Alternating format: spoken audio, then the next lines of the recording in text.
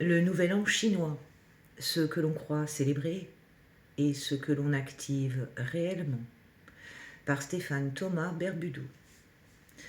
On l'appelle un Nouvel An chinois, mais en réalité, ce n'est pas un simple changement de date, c'est un basculement de cycle énergétique basé sur la Lune, le Soleil et le mouvement de Jupiter. Le calendrier utilisé est lunisolaire. Cela signifie que la date varie chaque année, entre le 21 janvier et le 20 février, en fonction de la nouvelle lune qui ouvre le premier mois du cycle.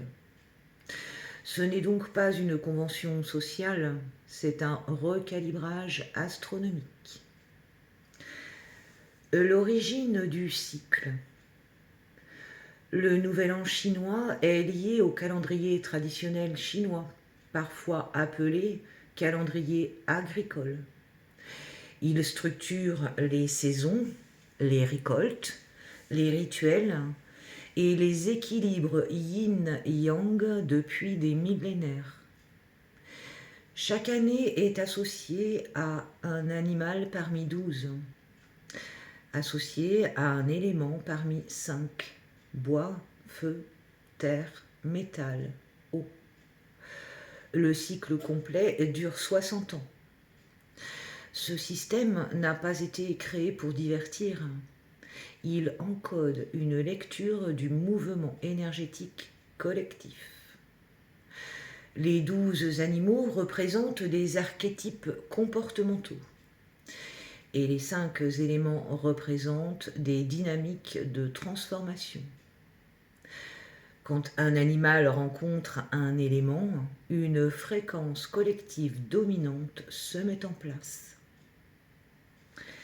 Les 12 archétypes. Le rat, stratégie, adaptation. Le buffle, constance, endurance. Le tigre, impulsion, rupture. Le lapin, diplomatie, finesse. Le dragon, expansion, puissance.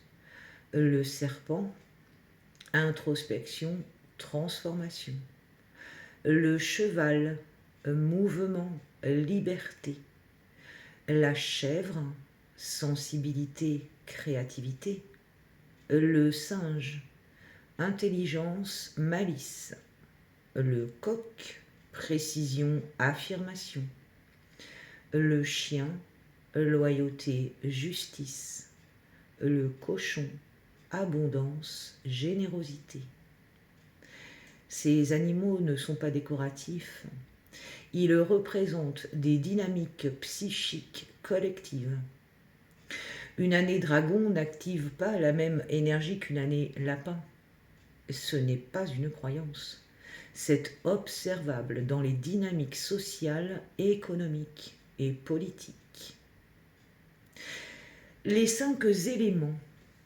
Le bois, croissance, démarrage. Le feu, visibilité, intensité. La terre, stabilisation. Le métal, structure, décision. L'eau, profondeur, stratégie. Les éléments tournent selon un cycle génératif et un cycle de contrôle. Cela crée des périodes d'expansion, de tension, d'ajustement. Le Nouvel An chinois marque donc le moment où cette combinaison change. Pourquoi les couleurs rouges ? Le rouge représente le feu, et le feu chasse ce qui stagne. Dans la tradition, il protège symboliquement contre l'énergie du Nyan, créature mythique censée apparaître à la fin du cycle. Mais derrière le mythe se cache une réalité simple. À chaque fin de cycle, l'inertie tente de se maintenir. Les pétards, le bruit, les lanternes, les rassemblements ne sont pas folkloriques. Ils servent à provoquer un choc vibratoire. On nettoie la maison avant le nouvel an. On règle ses dettes. On évite de commencer l'année dans le désordre. C'est un reset énergétique. Le lien avec Jupiter, le cycle des 12 animaux correspond à un rythme proche de la révolution de Jupiter autour du Soleil, environ 12 ans. Chaque bascule annuelle marque un changement d'orientation dans l'expansion collective. Différence avec le 1er janvier. Le 1er janvier est une date administrative fixée par le calendrier grégorien. Le nouvel an chinois est lié à un point lunaire réel. C'est pour cela que beaucoup ressentent un vrai nouveau départ à cette période plutôt qu'au 1er janvier. Ce qu'il faut observer, regarde les semaines autour de cette date. Des accélérations, des ruptures, des décisions collectives, des mouvements économiques. Les cycles ne sont pas mystiques, ils sont observables. Le secret essentiel, le nouvel an chinois rappelle une chose fondamentale. Le temps n'est pas linéaire, il est cyclique.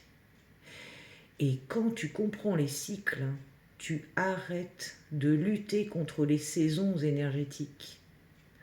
Tu coopères avec elles. C'est cela le véritable enseignement.